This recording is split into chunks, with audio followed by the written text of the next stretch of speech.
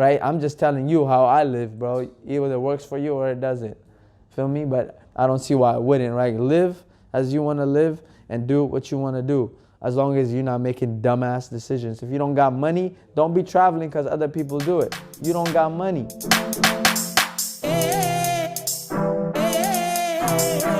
Say I didn't warn you. Man like Mr. Scandal.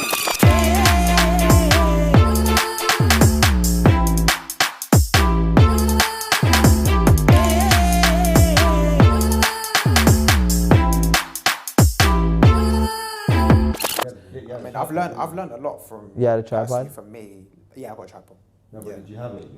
I used it. Yeah, I tried to keep it hands free for me. I wasn't holding nothing. I had tripods, but like you said, it's less appealing because you don't have the motion. Yeah, man, you need that. Yeah, you need that little bit of action with it, you know. But one thing I'd definitely say for both of you guys is, you know, I've learned a lot from watching yourself. Yeah. You know, I've got a lot of knowledge in the game, but you can always learn. You know, Yeah, when man. your mind is open. Same as me, for man. Both of you, man, I definitely learned a lot from how to run drills, and then with Ashley, it's more just like, yo, you got to do this, bro. You got to do this, and like thinking a different way. You know? Yeah, like, bro. It's crazy, yeah. Do you know what I'm saying? Like, We've all learned from somebody. Like I said, I learned from him and other trainers, my old coaches. Yeah. Bro, like it's just about learning and applying. Would you guys ever like go higher level coaching though? Like, go on, you answer.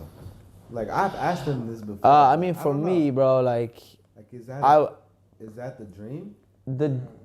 Man, we would be another hour explaining the dream, but No, just to we kind gotta of go into the just to dream. kind of sum it up, bro. Right. What I like working with attacking players. That's my thing. I like working with creative attacking players from the 8 all the way up to the 9, right? So the wingers, and that's what I like to do. So eventually, I think once my business is like going and I've made all my international connects and we're working with like top level guys, pros, like I was telling them, I want to do like off-season sessions for people. Like I don't know if you know Jamie Velocity. Yeah. He does stuff in the off-season, like during the 2 weeks or summer in Dubai. Yeah. So the Prem guys go to Dubai and they do sessions with him. So they do gym sessions and they do on the field one-on-one sessions. And he records it just like we do. Yeah. And they're there for 2 weeks, bro. Mason Mount was just there. Phil Foden. Jesse Lingard goes a lot. Ronaldo works with him. Yeah. Just like for a week. It's a vacation for them, but they're still working with him. So I want to do stuff like that. Yeah, that's a good. But that's gonna be like for sure because it's gonna challenge me also working with the pros, and then I can now apply that to the younger ones that the Mateuses and the kids that are like really on it, and also even to the kids that are just starting. So that's what I kind of see myself doing, and obviously I have a really big plan to start an academy program in Ethiopia, like a huge one, like just like how it's done here. That's amazing. Like a team and a place, and they stay there, selected like 3-4 age groups, and then we bring guys like you to do a seminar for the coaches, for the players. We bring like Javi, we get guys like Jaime to come do some shoots, some gym trainers, and then the kids are like just kind of getting a selected few from the country, getting that training, and then eventually just sending them out to Europe and stuff. So I think that's what I see myself retiring in, or like kind of ending up, but definitely the one-off sessions for like top players and stuff like that. So it's interesting the way you took that question. Yeah. Because the question you said, you see yourself coaching at a higher level, and I instantly thought that you meant coaching at like a pro team. Yeah, nah. I mean, I kind of did. He asks me all the time, but he knows that my answer to that is. Yeah. You took it as your business growing. Yeah, I think that's sick, bro. That's what I took it as. Yeah, I don't want to. Manchester United is my favorite team in the world, but I would do like a one-off thing for some of the players, but I wouldn't get a contract, leave what I'm doing to go and just be a trainer there. I don't think I would do that. You see, I was thinking, like, I've had the same thoughts as you in terms of like, where do I want to go and that, where, I want to have my own facility and I want to set up a crew that's like really specific, because I don't know that some of the crews right now aren't really, because a crew is, what's the example again? Something unit.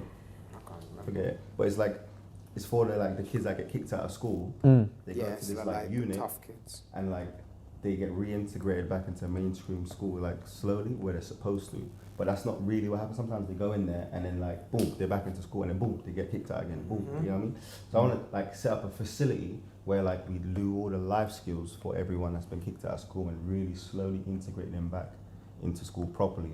That element, as well as the sixth form college sort of stuff where we're teaching and coaching, But right now, though, like that's future, like what I want to do, like loads of bits there. But right now, to answer that question, I would take it. If somebody offered me a chance to go and coach, like at a top team or a championship team or whatever, to go and coach, like there be a youth development coach in there, like under 18s or something like that, I'd take it. And the only reason I take it is because every decision now, like every decision made from when I registered Casual Ballers is to benefit the young people at Casual Ballers.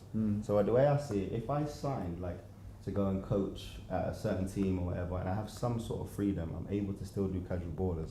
Now there's like a proper direct line for some of these boys that actually have a real opportunity. I'm actually there. Do you see what I'm saying? I don't have to speak to no one because I'm actually there. That's the way I can. I think that answer is. It's like you're taking a sacrifice. Yeah, I do it. Anything. It also correlates to your business a little more, right? Because you're more of your coaching style is more of like you're a team coach, and that's like that's your thing, right? That's you like that cohesive group training and that team vibe. And you can also do the private ones for the kids that need it. So I think I expected you to answer that exactly like that. Actually, really. Offered though, I think Javi's mentioned it to you before about like the technical director, that where you work and you just do pure technical work with just players. That, with just those players. Yeah, like 1, 2, 4 players in a professional team. Like, why wouldn't you? Of course you'd grab that, bro. If you still had time. I'm thinking right now I would. Right now. Yeah, that's what I mean. But I was thinking like in the future. I was thinking like once we've made this name, like yo, and Golden Boot is freaking like killing it. Yo, come work for me. There's no need to. If you don't need to, there's no need to. Yeah. I mean, if it came right now, I think I would. Yeah, if it came right now. Direct path for the kids. I don't really. I mean, if it was a one-off like technical skills coach where you also, like, do that, then your yeah. resume, like you can throw that on like. But it also takes away from what you're building. Like right now, what I'm building is like I'm building such a big. It can aid, but it can't take up too much of my time. And something like that will. If it's a pro team, I'm there every day. I'm doing paperwork. I'm doing this. I'm doing that. I can't be out doing sessions and. For me, my daytime, I'd be able to do that. My evening time would be my casual ballers. Casual ballers in the evening. So yeah, so it's a little different for us. We don't really do sessions at night like that. It's usually like in that midday type thing. Yeah. So it all depends how what your situation is. What about you? But absolutely, I would take it if it came like that now. For me, I think I'm kind of a mix between the two. I'm not comfortable with team coaching. It's flat out. I don't like the politics. I don't like the parents. I don't think that you can get through to the kids individually enough. I think that to work with, for me, that's just my perspective. I was always the outsider playing in the team, so I don't look at it like this team camaraderie really builds players up. In fact, I find that if you don't fit in, you can be quite detrimental if you don't have a strong character. Do you know what I mean? I had a strong dad who was just like, look, don't worry, you're different. You're intelligent. You know what I mean? Like they're gonna play games with you because you're smart and you know things they don't know. So I had to have a different mindset when I was coming up. So for me, I see individuals like that and my heart goes out. So I'm not just like looking at it like, let's work with the team and then I can see the players that I know need the help and the ones that don't care. That kind of gets to me. So to be able to make my own selections, I like that, to do private one-to-ones. But going on from that, I don't want it to end there.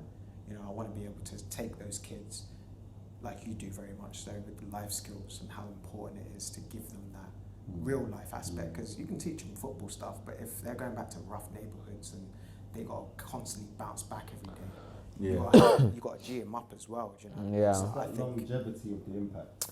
Yeah, man, it's important. To finish when the session's done. Yeah. You know what I mean, like they wake up in the morning and they're just back to whatever it is, and then clock in when they come and clock in with you. They're back to it, like in terms of the mindset, whatever. You want it to last, actually really last. That makes a between lot of sessions. sense. Yeah. And by the time they come back to you, they probably be even better. because- Bro, what you're doing is sick, bro. It's like This guy? it's different. Yeah. Yeah, It's bro. crazy, bro. Like, it's a lot of work also for you to be doing that. So, It's a lot. props to you because like, this is, you know what I'm saying. It's not just coaching and just it's making life. money or whatever. It's tough, bro. Like the people you're dealing with, where they come from, their backgrounds, all different type of people. I'm experiencing it working with them right now, right? So I see it, and they're amazing people, but it's also difficult because you have to kind of get in everyone's head because they're all so different. There's Approach things ego, different. and bro, like he has to be like 20 different characters just to like make people feel comfortable and you have to make it a safe zone for everybody, and everyone is different. And ego's there and pride is there. Yeah. Bro, like, yo, that shit is not easy, bro. Yeah. It's That's definitely a hats off. But Yeah, again, you gotta- like, it's what I would have wanted. Like yeah, bro, for real. I would have wanted Shit's tough, somebody bro. to I don't do take, that. to pay attention to like what I was going through off the pitch. And, Yeah. you know what I mean, and how it impacts my game. Like so now, like if I'm standing next to like a coach that's come to do casual ballers with me and he's off today, I bet nah, this lamb because XYZ's gone on at home. Oh, he was late today, bro. He shouldn't. Yeah, we've had a lot of those actually because I asked. He told me, yeah, and this But is then true. you still you keep that same energy with them. I You don't don't, say that. you don't make them feel like, oh yeah, you can just be like, no, that's I what I'm keep the saying. same It's energy. important. But he knows. But if a But you mistake know. happens or they've turned up late, it's a different kind of drilling. If like for example, if somebody turns up late, like regularly, consistently, I might find out why that is, and then I might say, that's still not. Don't use that as an excuse, a scapegoat to try and be late. But I understand, bro. There's ways around it. Like let's try and, you know what I mean. Let's But try if and a boy fix just- it. Your boy just late. Oh, you getting it, bro? Straight away. You know. But yeah, it's just. It's a lot, bro. pre-recorded. It's you gotta be on your toes, man. Yeah, You're on your yeah. toes and like, But when you're passionate, you don't feel like work. yeah. Like, You need other Real people talk. to help you, bruh. yeah, but you see, trying to get the right people to do it. It's there. So It's I'm not just training people up. sometimes. Yeah. And that goes back to like doing video, right? I need the right people to do it. Yeah. You feel me? I can't just go hire some random dude. Because that was our plan originally, was to like try and find somebody here to do it. And I was like telling him, I was like, nah, bro, you got room for Jaime? And he's like, yeah, but just talk to mom. I'm like, it's good, but we need to bring him. And that was a conversation how it went, bro. You know what I'm saying? So, and that's why you're here, right? I mean, at the end of the day, so Yeah. it goes And to like, that That means trust. we gotta work on some shit tomorrow. And not everyone's. He wants to start working now. Oh, We he's gotta start talking this like this is the beginning.